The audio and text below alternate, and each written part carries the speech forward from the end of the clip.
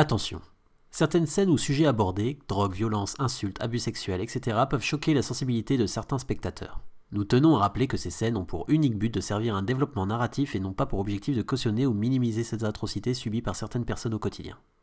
Merci et bon visionnage.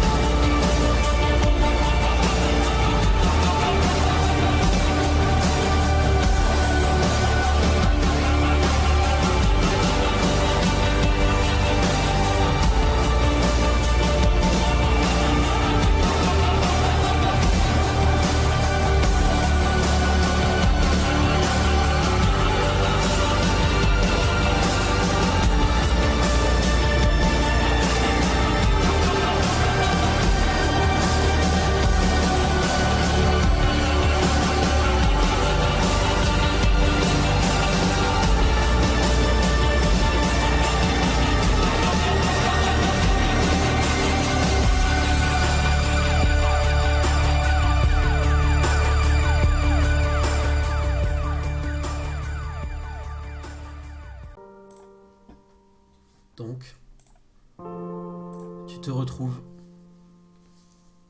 quelques heures plus tard, nu, en forêt. Plus rien, plus de vêtements.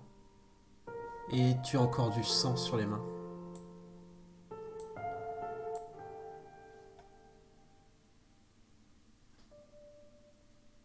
Qu'est-ce que tu fais? Je regarde mes mains et j'essaie de frotter pour voir si ça vient de moi. Et tu vois que le sang n'est pas le tien.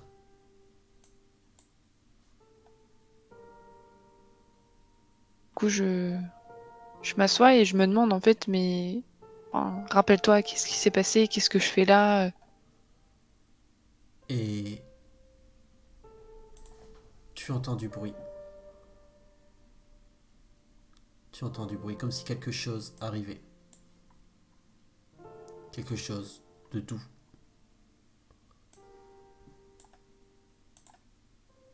Un loup de taille gigantesque que tu n'as jamais vu. Une grande taille arrive.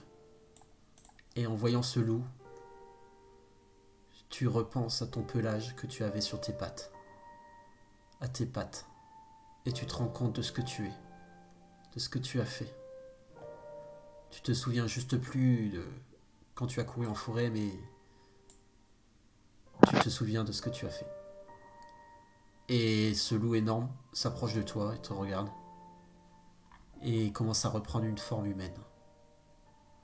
Et tu aperçois ta mère.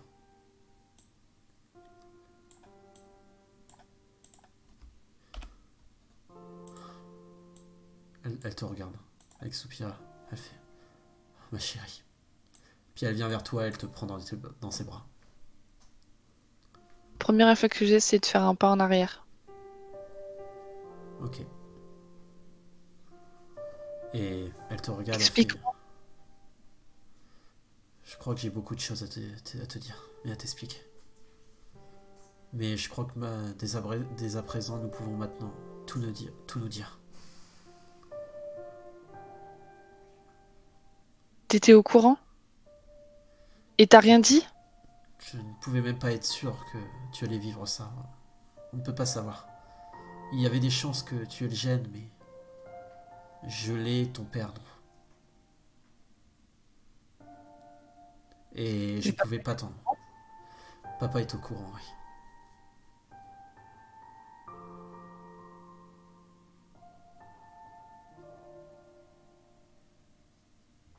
Je me... je m'accroupis et je me recroqueville parce que j'ai un peu froid. Enfin, je me couvre, tu vois, genre... Et elle te... Elle vient te... s'approcher de toi et se baise vers toi. Elle dit...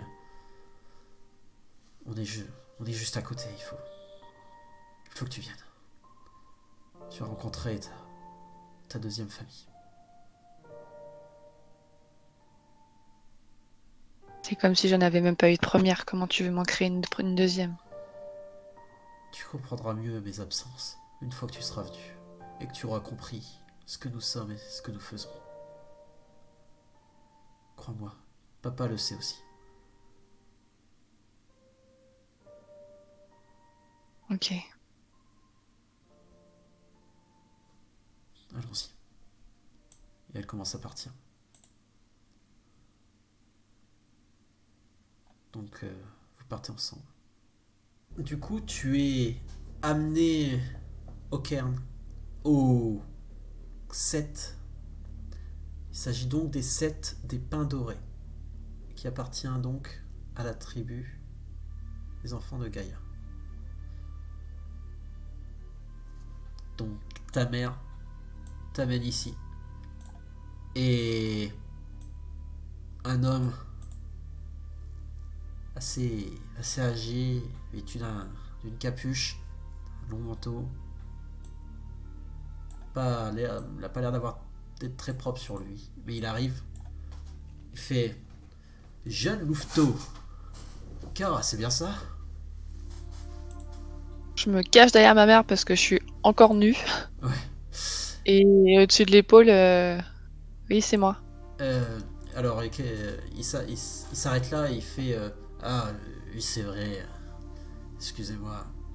Et il regarde ta mère et ta mère tourne un peu la tête vers toi et elle fait Ne t'inquiète pas, cette pudeur partira petit à petit. Et tu verras qu'il y aura des moyens par la suite d'éviter de chaque fois de te racheter des vêtements. Et je te présente Kenneth. C'est lui le chef de ce set. Et Kenneth t'apporte des vêtements. Ainsi qu'elle ramène des vêtements aussi à ta mère. Bah, je les prends et je vais me changer un peu Et plus. justement, tu aperçois que dans ces vêtements, il y a tes vêtements à toi que tu avais perdus depuis quelque temps. Et ta mère fait ça se passe à l'adolescence et j'avais prévu au cas où que tu aies ça aussi. T'aurais pu me dire, ça fait des mois que je le cherche ce haut quand même. Je suis désolé, ma fille. Alors, et Kenneth fait je pense que, vu que c'est une histoire de famille et que tu es la mère de Tanière, je te laisse t'occuper de ton louveteau. Et ta mère fait merci Kenneth. Kenneth te fait un sourire et te fait ne t'inquiète pas, tout va bien se passer ici. Tu apprendras à connaître les gens et nous luttons tous pour la même cause. Et tu feras bientôt partie de la famille. Tu seras tout aussi importante que ta mère et que tout le monde et que moi-même. Nous sommes une grande famille. Et Kenneth commence à partir et va se poser là-haut sur un rocher. Et ta mère fait voilà, car c'est pourquoi pendant tout ce temps je n'ai pas pu rester près de vous. Malgré tout ça, j'ai une mission. Je m'occupe du set des enfants de Gaïa, notre tribu. Je pensais que... Enfin, je pensais pas que tu aurais les gènes aussi. Mais tu es comme nous. Nous sommes des loups-garous. Nous sommes des créatures de chair et d'esprit. Et nous avons la lourde tâche de défendre ces deux mondes face à la corruption du ver. Face à la corruption de l'humanité. Et ces derniers temps n'ont pas été de tout repos. Ton père est aussi au courant, comme je t'ai dit tout à l'heure. C'est ce qu'on appelle entente garou de la parentèle. Je sais que tu vas pas aimer ce terme, mais de la parentèle, c'est un parent si tu préfères. Les parents sont ici pour nous aider à faire notre lutte, que ce soit pour nous lier à la civilisation humaine ou nous aider économiquement, et aussi pour lutter à nos côtés. Mais surtout n'aie crainte. Mon amour pour lui et pour toi ont toujours été véritables. Cependant, je pense que tu vas le deviner très vite, mais notre lutte est trop grande pour l'ignorer. Mon devoir est d'être là aussi bien pour vous que pour eux, et que pour Gaïa. Le, le monde n'est pas du tout ce que tu penses apercevoir de tes yeux. Et je sais que la première fois, ça va être très étrange pour toi. Moi, nous avons tous un rôle ici. Je suis Philodox, tout comme toi. Nous sommes nés sous la même lune, sous le même hospice. Et j'ai un rôle aussi ici et au cairn principal de la région. Je suis la mère de Tanière. Je m'occupe des nouveaux arrivants.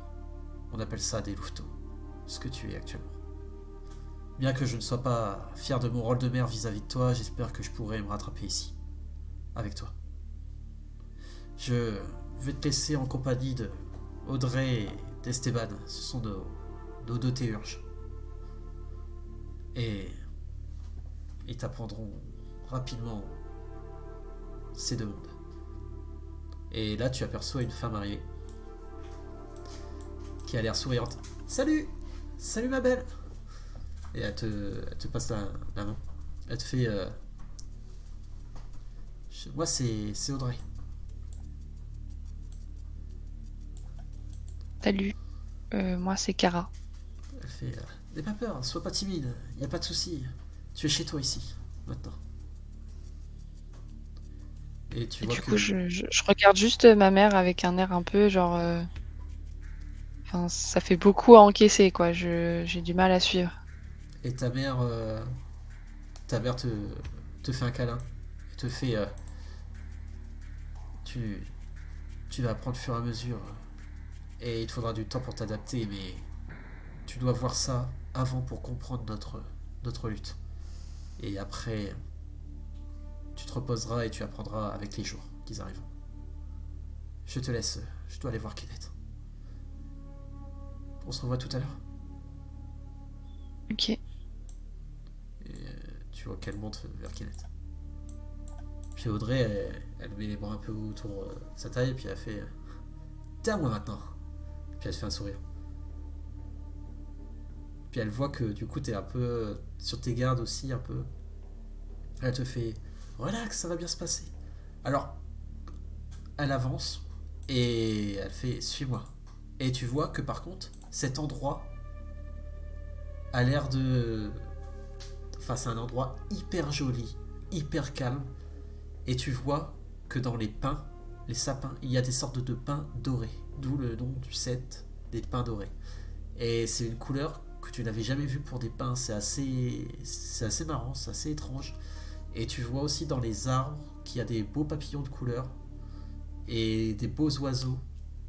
Et que tout a l'air très calme, hormis les bruits d'aigles. Tu entends des aigles et tu vois des aigles tourner autour de.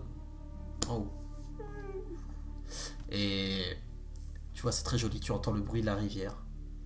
Tout est paisible. Et Audrey s'avance là-bas, tout en te parlant. Ok. Et elle fait. Bon, en tout cas, bienvenue dans notre set des Pins Dorés. Nous sommes pour la plupart issus de la tribu des enfants de Gaïa, bien que quelques-uns d'entre nous proviennent d'autres tribus. De nos jours, il est rare de voir des sets d'une même tribu. Hormis chez les plus sélectifs, évidemment, comme les. Puis elle voit que t'es dépassé de tout ça, que t'arrives à peine à suivre les informations. Elle fait ok, bon, je sens que je te perds là. Bon, je suis désolé, hein, j'ai tendance à parler beaucoup, bien que mon rôle à moi en tant que théurge, c'est plutôt de parler aux esprits plutôt que. Monde spirituel plutôt qu'à toi, et que c'est plutôt à toi normalement de parler dans une meute. Et fait bon, ok, encore une fois, je te dois trop d'informations. Je vais te laisser avec Esteban. Esteban, c'est notre vieux théurge. Moi, je suis assez nouvelle. Esteban, tu vois, c'est le vieil homme là-bas. Et tu aperçois de l'autre côté de la rivière un vieil homme. Il a l'air de méditer. Il a les yeux fermés et il médite. La rivière coule doucement. Et elle fait je te laisse aller le voir. Tu expliqueras beaucoup mieux. D'accord. Et n'aie pas peur de son air un peu mystérieux. C'est l'âge. Donc tu t'approches donc d'Esteban. Alors tu vois que la rivière est plus profonde de ce côté et qu'ici c'est vraiment un tout petit ruisseau que tu peux enjamber avec des petits cailloux. et que Ok. l'eau est hyper limpide. On dit, tu te croirais un petit peu dans une sorte de conte de fées. C'est joli, c'est vraiment joli. Ok. Je vais pas traverser tout de suite. Ok. Je vais le regarder parce que je suis un peu mal à l'aise. Enfin, je sais pas trop ce que je fais là. En plus, il a l'air, un vieux monsieur, il a l'air paisible. J'ai pas trop envie de le déranger. Tu vois qu'il ferme les yeux et qui te dit, il a les yeux fermés, qui te dit, approche, jeune louveteau. Bon bah du coup, là, j'enjambe. Je passe de l'autre côté. Et il fait, tu as peur mais tu es curieuse. Tu es de nature curieuse, je le sens. Oui, en effet, je peux pas le cacher ça. Et là, il ouvre les yeux, il te regarde d'en bas parce il est assis. Il fait, mais qu'attends-tu donc? Assis-toi.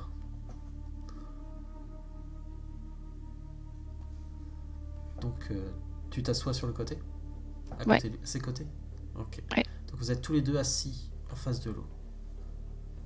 Et il fait. Alors, vous entendez le petit ruisseau. Bah, tout tout est calme. Et il fait. Raconte-moi ces rêves étranges que tu as déjà fait. Comment vous savez que je fais des rêves étranges? Tu vois qu'il s'étouffe un peu. Il fait, j'appelle ça un message de Gaïa. Ce ne sont pas des rêves en réalité. C'est une approche de l'Umbra. Si je te disais que ces rêves étaient réels, que me répondrais-tu? Ou que répondrais-tu à Esteban, moi, vieil homme? Pardon, mais pour moi, un rêve, c'est pas réel. Enfin, euh, c'est arrivé qu'une seule fois En et effet, c'est si à peine si je m'en souviens. Et encore. les rêves ne sont pas réels. Mais si cela n'est pas un rêve, c'est que c'est réel. Puis il te fait un sourire.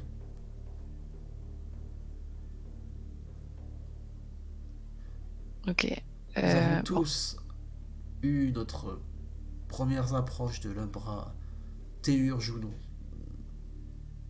très tôt, lorsque nous sommes adolescents, dans des rêves par exemple.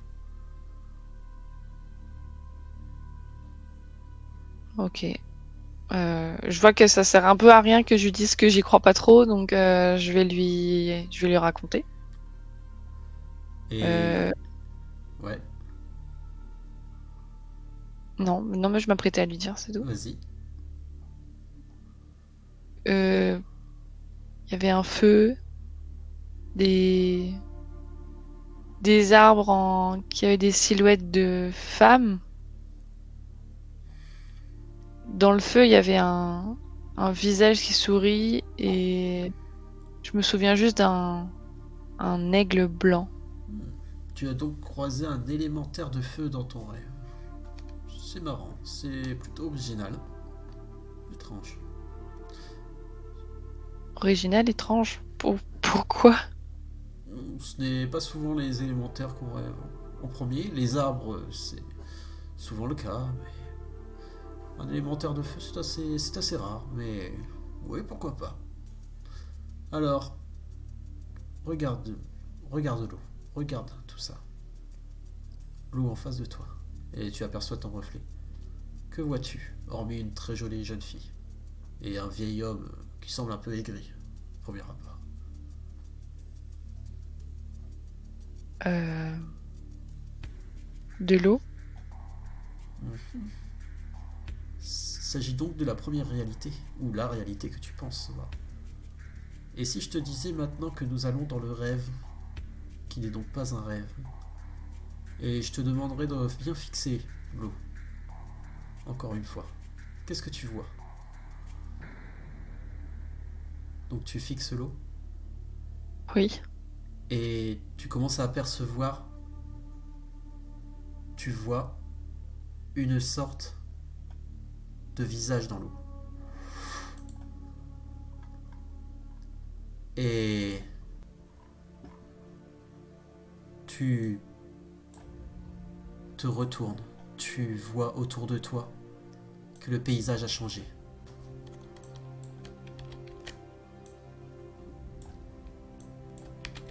Tu ne vois plus les autres. Les autres ne sont plus là. Vous vous retrouvez qu'à deux. Les arbres ont une forme de femme, avec une robe blanche grande. L'eau, c'est un peu pareil. Tu vois un visage qui te sourit. La lumière est là, comme tamisée, mais le soleil n'est pas présent. Une ombre passe au-dessus de toi.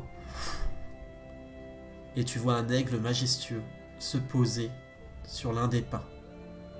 Il semble magnifique, plus gros que d'habitude, et les plumes semblent d'un propre éclatant.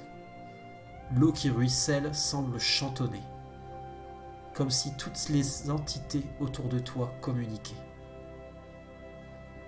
Et il te fait « Te voilà dans l'Umbra, jeune louveteau. Tu es de l'autre côté du miroir. Tu peux ici voir tout ce qui est vrai. Toutes les entités spirituelles. Les pins dorés de nos arbres attirent un esprit de l'aigle, qui lui communique très régulièrement avec notre esprit totem. Tu comprendras qu'il faut ici même respecter les esprits.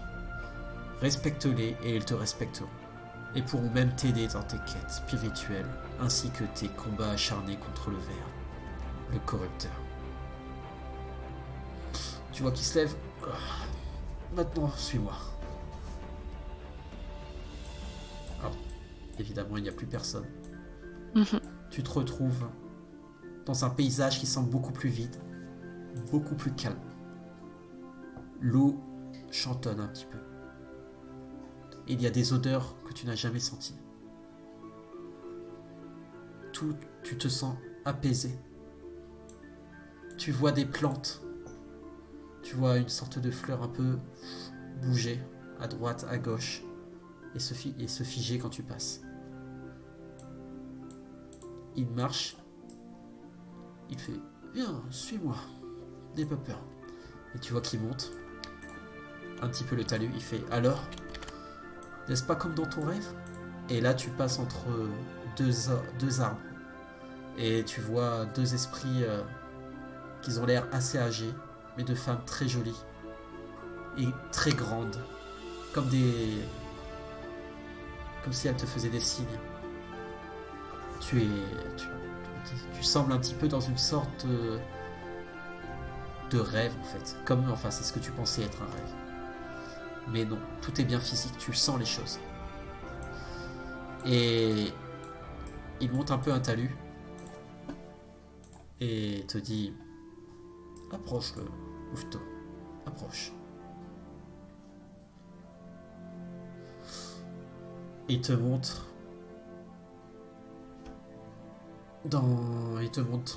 près d'un arbre une sorte d'échelle. Et il dit notre poste de guet. Viens avec moi. Il monte un petit peu sur l'échelle et se pose sur une branche qui ressemble à une sorte de bras très doux. Donc tu le suis ? Ouais. Tu montes aussi l'échelle. Tu te poses dessus.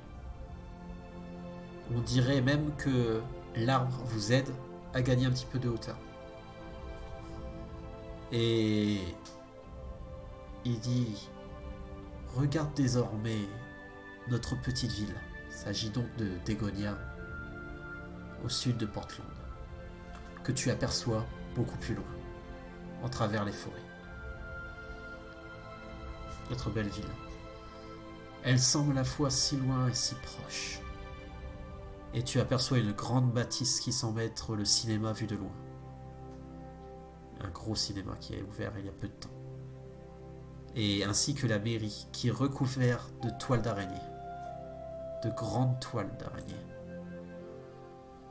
Et des fils partent de part et d'autre des bâtiments. Et il te dit, c'est l'œuvre de la tisseuse. Mais ce n'est pas ce que je voulais te montrer. Regarde là-bas, plus loin. En regardant plus loin, tu aperçois une fumée. Tu vois un plateau qui surplombe la ville et tu aperçois les usines au loin. En voyant cette fumée,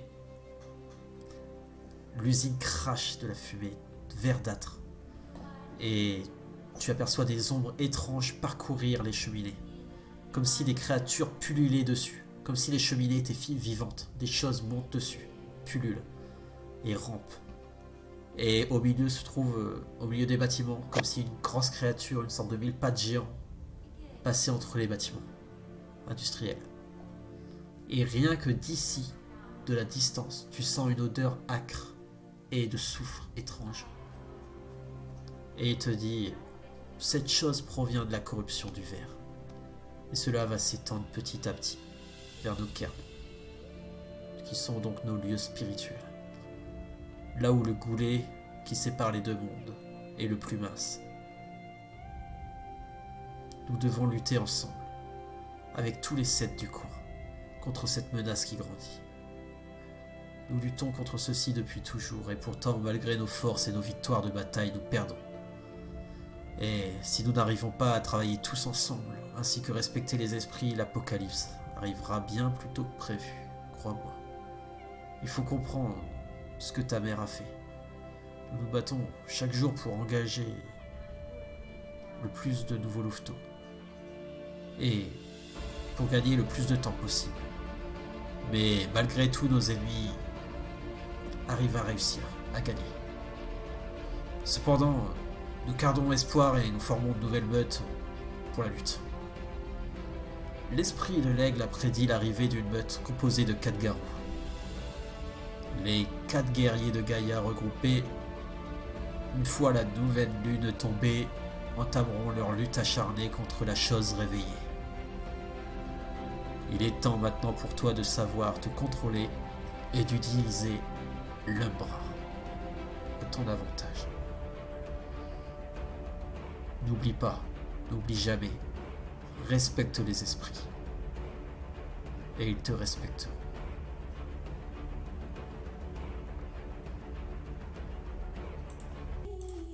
Le temps passe.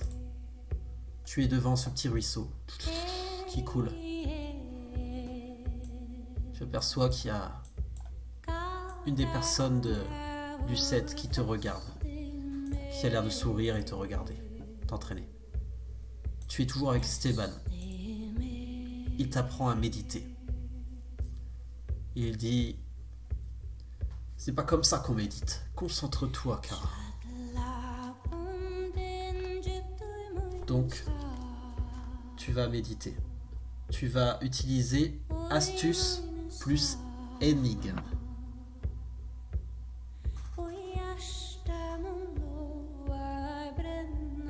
Difficulté 8.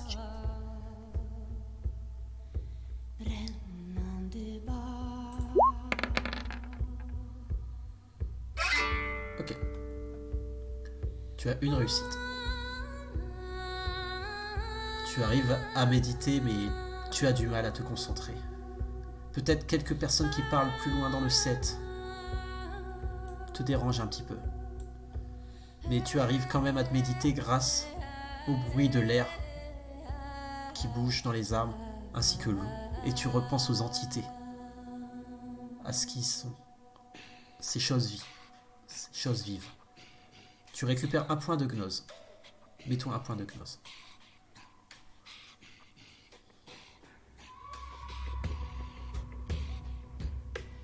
Tu as passé plusieurs heures du coup, peut-être 2 heures, et on peut voir les jours qui passent. Les jours ont passé. Tu as commencé à t'habituer un petit peu au set. Tu ne connais pas vraiment encore les gens, mais tu connais plus Esteban, du coup, Kenneth et ta mère évidemment. Et tu sais que l'homme en face est un guerrier. Il se dit un guerrier Aaron, guerrier du set. Donc, tu te concentres encore et encore. Et un jour, Esteban te dit, voilà, je pense que tu es prête maintenant, que tu sais contrôler tes 4 transformations. Tu vas pouvoir te décaler dans l'Umbra. N'oublions pas, utilise une surface réfléchissante pour y passer. On appelle ça un décalage. Ton décalage peut échouer. Si c'est le cas, tu peux te retrouver dans la toile de la tisseuse. Mais des craintes, je serai là. Quand tu veux, tu peux faire un test pour te décaler dans le bras. Donc jette-moi un jet de décalage. Donc il faut que tu fasses un jet de gnose. Difficulté 4. Donc autant de dés que j'ai de points de gnose, c'est ça? Permanent. Ok.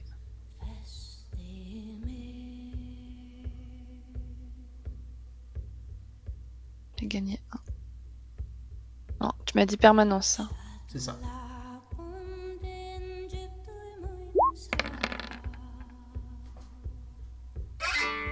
Tu as réussi. Tu passes de nouveau dans l'umbra. Tu te retrouves de nouveau dans ce monde merveilleux. Tu te retrouves désormais au milieu de ces arbres qui te fixent, etc. Et Kenneth t'a suivi. Et il t'applaudit. Il fait, je suis fier de toi. À partir de maintenant, tu pourras passer dans l'umbra quand tu le souhaites. Si possible, essaie d'être accompagné au cas où tu restes coincé entre les deux mondes. Ce serait le mieux. Je suis vraiment fier de toi, tu progresses à une vitesse incroyable. Ta mère va être vraiment fière. Repartons. Et vous revenez dans le monde réel. Le temps passe, les jours passent et se succèdent. On t'apprend un petit peu à la coutume des garous, on t'apprend à changer de forme. Tu connais tes 4 formes désormais. Tu connais... On t'apprend énormément aussi le rôle de Philodoxe. Tu apprends les litanies par cœur. Et ta mère appuie dessus parce qu'elle est elle-même Philodoxe. Et elle sait que les règles sont les règles et qu'il faut les appliquer et qu'il faut savoir quand trancher dans une équipe ou dans une meute. Ou dans un set. Et elle t'apprend les fondements des litanies. Donc tu ne tueras pas d'humain, tu ne t'accoupleras pas avec un autre garou, ainsi de suite, que tu connais déjà. Et elle te fait part évidemment du fameux rite d'initiation qui va arriver ce soir. Donc, tu vas passer ton rite d'initiation maintenant.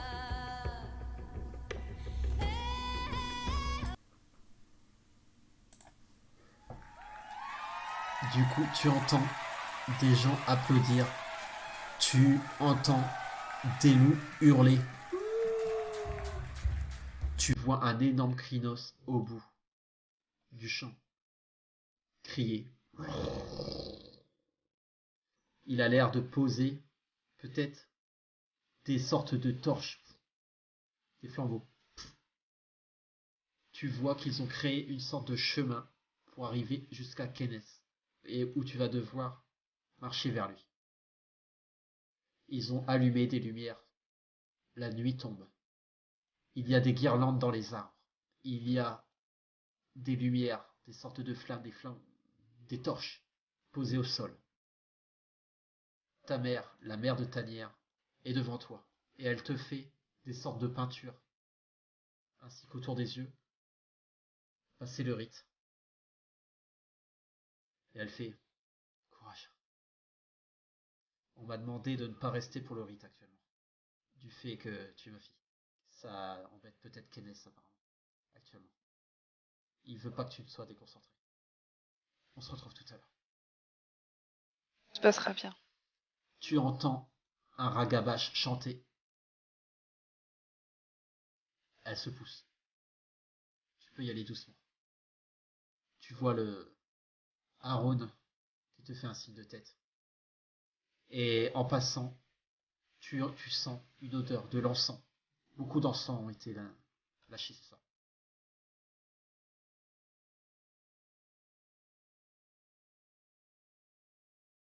Tu t'approches. Tu passes entre tout le monde. Esteban te fait un sourire. En passant près des loups, ils se mettent à grogner.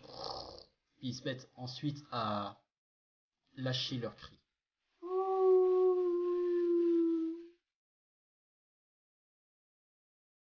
Tu t'approches. Kenneth est au milieu de la rivière, sur une sorte de petit rocher, petit point de terre. Il lève les mains. Approche-toi, jeune louveteau. Faut que je rentre dans l'eau. Exactement. Tu as pire. L'eau t'arrive à Ouais, peu près à la taille. Un peu moins. ok. Tu marches dans l'eau. Le crinos s'approche de toi. Tu le vois, il fait à peu près 3 mètres de haut, d'un pelage noir. Et il te regarde et se met à faire aussi un cri. Kenneth fait: Te voilà à ton rite d'initiation, jeune louveteau. Il commence dès à présent. Afin de faire partie de notre set des enfants de Gaïa, tu vas devoir réaliser 2 épreuves, faisant appel au sens des enfants de Gaïa ainsi qu'à ton sens de philodoxe. Ta première épreuve, tu vas devoir aider à faire la paix entre 2 loups-garous d'une même meute. Parfois, dans la meute, la colère pourra gronder au sein de celle-ci. 2 de nos loups qui sont dans la même meute sont en colère à cause d'une décision prise de la part de leur alpha. Leur philodoxe a été tué en combat, il y a un moment de cela. Restaure la paix entre eux et reviens me voir une fois cela fait. Ils sont hors de cette cérémonie. Ils se trouvent au sud du Caire. Tu les trouveras facilement. Il s'agit de Frank et Harry.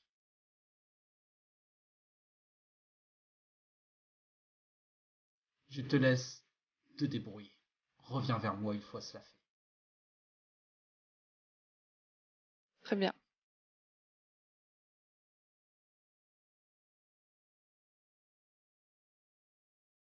Je repasse par où? Tu peux descendre, tu peux passer n'importe où tu veux. Ok. Donc, tu t'éloignes un peu, tu entends toujours les tambours gronder évidemment. Mm. Et vers ta droite, tu vois une des 2 personnes certainement. Ils ont l'air d'entendre. Et tu vois des personnes que tu n'avais pas vues avant. Qui ont l'air peut-être humains. Ils sont de la parentèle, certainement. Il faut savoir qu'il y a la parentèle qui vient aussi régulièrement. Les 2 hommes ici sont assis et parlent et discutent.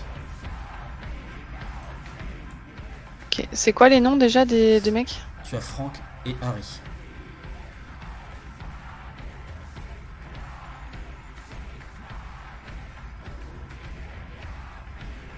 Ok. Est-ce que je me doute de qui c'est ou...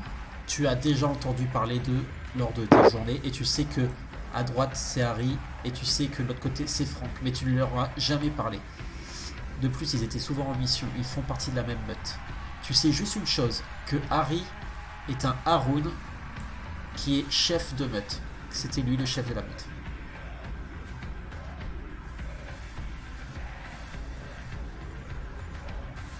Ok.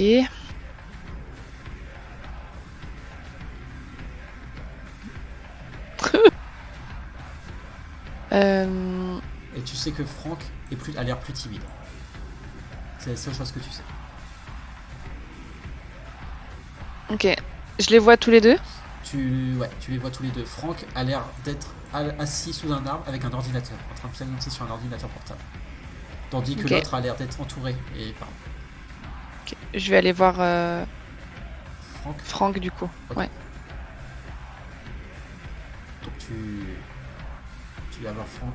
Frank est en train de pianoter sur notre ordi portable. Et il te regarde, il fait: Salut. Salut. Franck, c'est ça? Exactement. Tu passes ton rite de Salut. passage, c'est ça? Ouais, c'est ça. Je pense que Du coup, ça s'entend. Moi, c'est Kara, on s'est pas encore présenté officiellement. Ouais, c'est. Moi, c'est. Moi, c'est Franck. Je pense que. Tu sais, du coup. Ouais. Et pourquoi tu Euh, viens me parler? Tu vois qu'il est en train de pianoter sur son portable. Encore. Bah, déjà pour me présenter. Et en même temps, c'était pour voir avec toi et discuter un peu parce qu'on m'a fait part qu'il y avait certains conflits. Ah, je vois.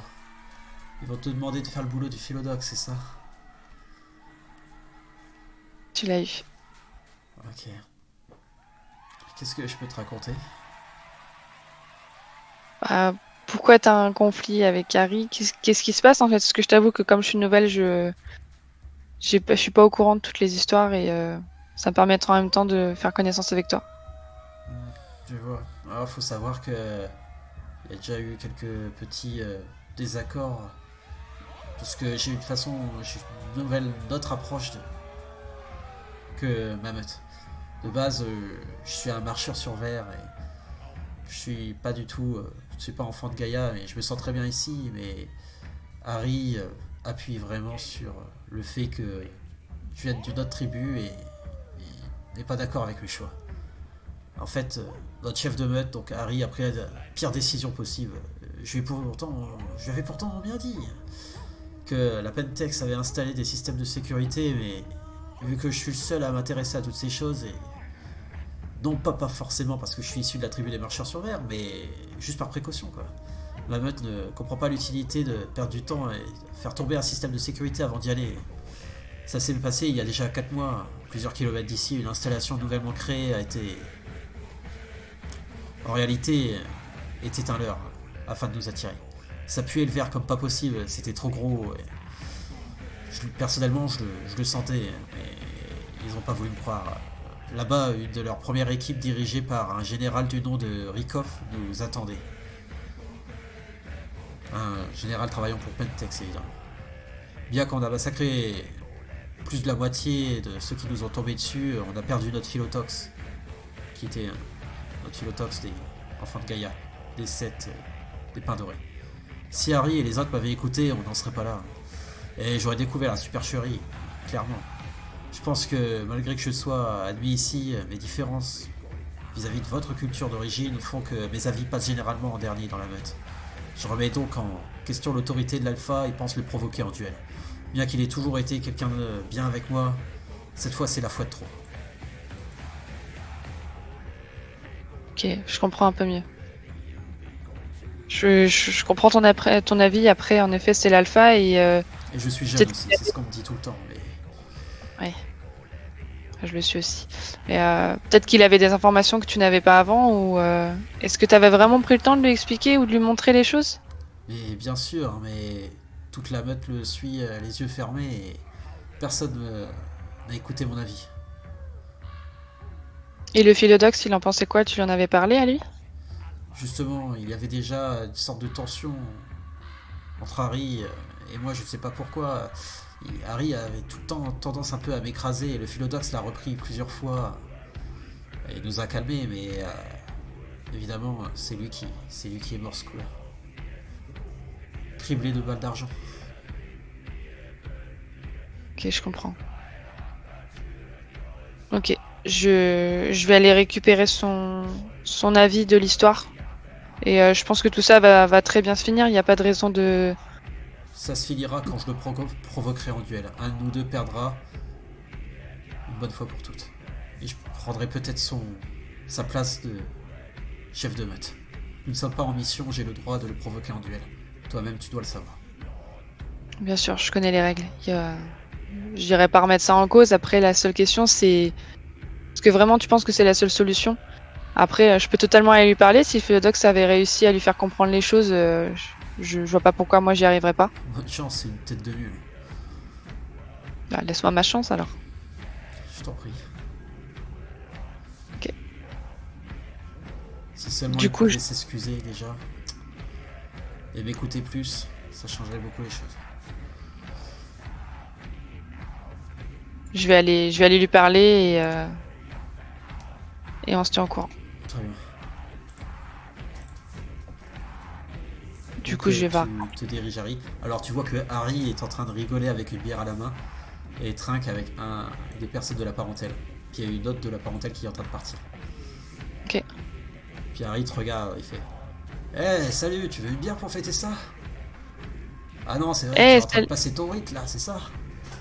ouais, ce sera avec plaisir. Mais du coup, je voulais savoir en fait si tu avais un moment pour qu'on puisse parler tous les deux. On s'est pas encore présenté et je pense que ce serait Oh le mon moment dieu, qu'on puisse discuter. qui est net, bordel. Il m'a vraiment pris pour un bleu et tu dois faire. Attends, laisse-moi deviner, tu dois faire ton rite de philodoxe sur nous parce qu'il y a des tensions entre nous. Entre le petit jeune et moi. Ah bah Tellement, écoute, plus rien n'est secret ici apparemment, hein. tellement prévisible, Kenneth. Nous sommes une petite famille, je le connais beaucoup. Ouais, dans ce cas-là, tu verras aucun inconvénient à ce qu'on ait discuté tous les deux. Ouais, mais ça ne changera rien. Tu viens me parler de ce jeune Franck, c'est ça? Il est jeune, il pense tout savoir sur la tactique. Ah, je suis pourtant pas quelqu'un de réputé pour être violent et qui fonce sans réfléchir. Je suis même pas un de ses fils, je suis pas un de ses fils de Fenris quand même. Franck est un mec bien, clairement c'est un mec bien, je l'aime bien ce jeune. Mais il a enfreint une règle et m'a désobéi durant l'attaque. Il a préféré tenter de sauver le Philodoxe alors que nous faisions cribler le blal. Je lui avais dit de dégager, il est resté pour sauver le Philodoxe, enfin il a tenté. Il aurait pu mettre en péril toute la meute entière. Et après avoir réglé le souci, il a été calme durant des autres mois, mais il y a toujours cette envie de désobéir en lui. Il m'en voulait parce que je l'avais pas écouté avec son plan débile. Clairement. Et T'avais... de plus, lors du dernier festin cette semaine, il a osé manger devant l'alpha, devant moi, en premier. Je prends ça comme un signe de provocation. C'est pourquoi il est reclus là. Il réfléchit et je pense qu'il va pas tarder à me provoquer en duel. Bien que j'ai toujours protégé Franck et accueilli Franck parmi les notes 7, j'ai un profond respect envers lui. Mais je n'hésiterai pas une seule seconde à le punir et à faire ce qu'il faut faire pour garder ma place. S'il faut le calmer, je le calmerai. Ok, j'ai bien compris qu'il y avait un souci entre vous, mais déjà, est-ce que tu sais pourquoi est-ce qu'il essaie de te provoquer?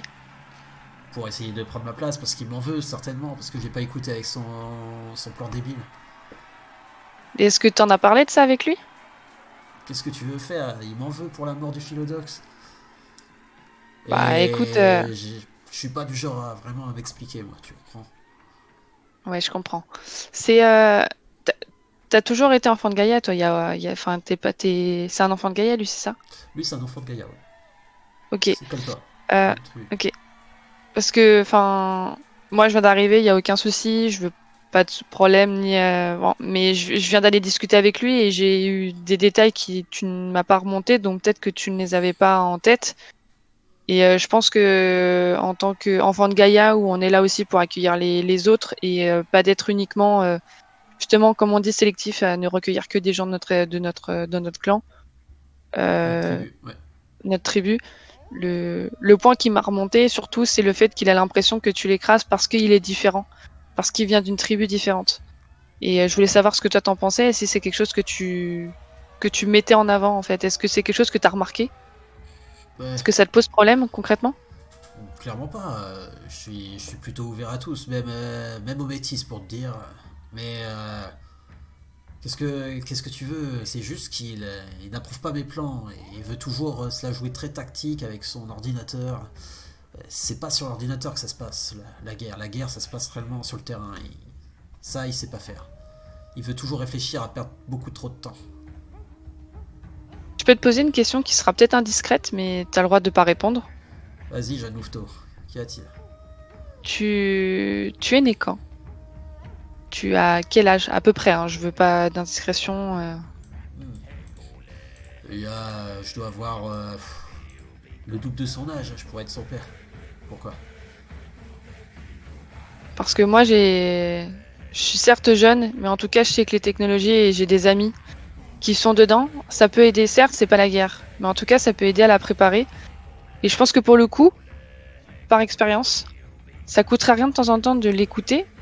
Et même si c'est le cas enfin, même si c'est pour désapprouver son avis ou pas, mais de dire qu'il a peut-être des talents que tu aurais besoin, qui pourraient être complémentaires à toi et à ta stratégie. Et je pense que ça peut clairement être un atout.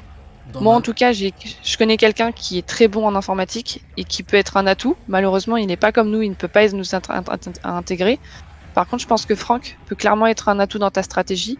Et pour éviter, parce que concrètement, certes, tu as eu la bonne décision, mais il s'est passé ce qui s'est passé. Et si on veut l'éviter, tu pourrais clairement faire appel à ses talents pour justement éviter que ça se reproduise. Alors tu vas me lancer avec une difficulté que je t'amoindris vis-à-vis du roleplay et puis des arguments que tu donnes. Du coup, tu vas Mhm. marquer, tu vas lancer. Alors, de la, du charisme. Ouais. Je dirais pas de la manipulation parce que c'est pas de la manipulation. Et de Expression. l'expression, exactement. Ouais. Ou de l'empathie, tu peux aussi si tu joues sur le fait de la mort du Philodox. Ça dépend ce que tu veux. Là, non, je suis plus Ouais, là t'es dans dans le fait l'expression. qu'il pense stratège. Donc tu es dans l'expression totale. Très bien. Ouais. Donc difficulté 6. Ok. Ouais, clairement. Très bien. Succès. Même très bon succès. Ok. Alors il te fait. Oui. C'est vrai que j'aurais pu y réfléchir un peu plus. Je t'avoue que je ne parle pas devant ma meute, je dois rester fort, mais je m'en veux quand même pour la mort de notre Philodox. Tu peux pas savoir à quel point ça me travaille. Peut-être que sur ce coup-là, si je l'avais écouté, ce petit jeune, il serait peut-être encore en vie. Mais bon, Franck a toujours des idées, parfois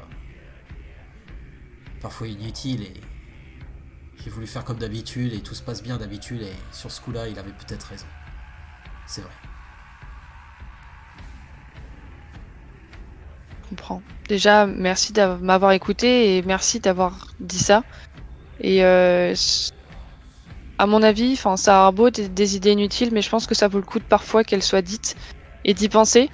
T'as tes points forts, je pense que ça sera le combat. Lui, il a ses points forts, je pense que c'est peut-être aussi l'informatique. Et il pensera peut-être pas aux choses que toi tu vas penser, à l'inverse, mais je pense que vous pouvez vous compléter et ça coûte rien. Enfin, vous êtes une meute, vous êtes un groupe, vous êtes censé vous compléter, vous aider. Et je pense que ça vaudrait le coup, vraiment.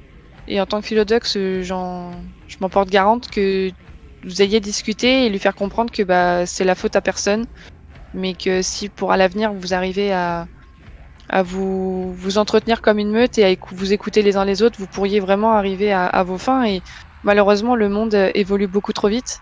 Et il faut qu'on arrive à évoluer à la même vitesse ou au moins un peu plus vite que ce qu'on fait déjà si on veut réussir à vaincre le verre. Et je pense qu'on se bat tous pour la même chose et Tu as raison.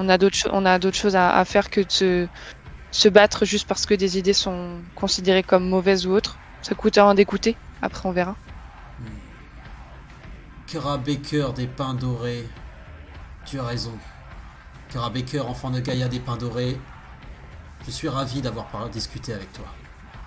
Mais j'irai m'expliquer, avouer mes torts une fois que je serai sûr qu'il ne recommencera pas à me chercher à manger avant moi pour me provoquer. Je te laisse aller voir avec lui pour ça. Pas de souci. Et qu'il vienne à moi Merci en tout aussi, cas. puisque je suis l'alpha. Très bien. Je vais m'en assurer. Merci de m'avoir écouté en tout cas. Merci à toi, Kara Baker des pains dorés, enfant de Gaïa. Du coup, je me recule en baissant un peu la tête et je retourne voir Monsieur Franck. Franck est toujours sur l'ordinateur et il Mm. a l'air d'être un peu énervé. Ouais. Ouais. Alors il t'a envoyé chier? Bah non, je pense que t'as bien fait de me laisser ma chance. Par contre, je pense qu'il va falloir que tu fasses un petit effort. Je pense que ça va être un peu compliqué pour toi, mais je pense que ça en vaut vraiment la peine. Il est bien conscient que t'es pas un enfant de Gaïa et pour lui, ça lui pose aucun souci. Qui lui posait le problème, je pense que c'est le fait que tu sois, on va dire, bon dans un domaine qu'il ne connaît pas. Et quand on connaît pas, on peut estimer que c'est pas forcément la bonne solution. Lui, ça va être la stratégie, toi, ça va être l'informatique. Et enfin, bordel, on est une meute, quoi. Relance-moi de On se bat la. pour la même chose. Encore une fois, du charisme et de l'expression.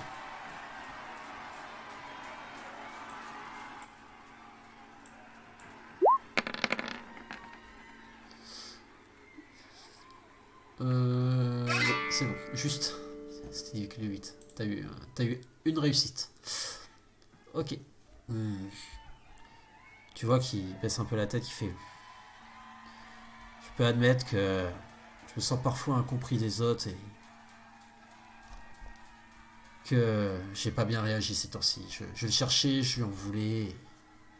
C'est vrai que parfois, je me dis, je viens d'une autre tribu à la base, c'est peut-être pour ça qu'il m'écoute pas, mais non, peut-être que j'essaie trop de pousser à ce qu'il choisisse mes choix.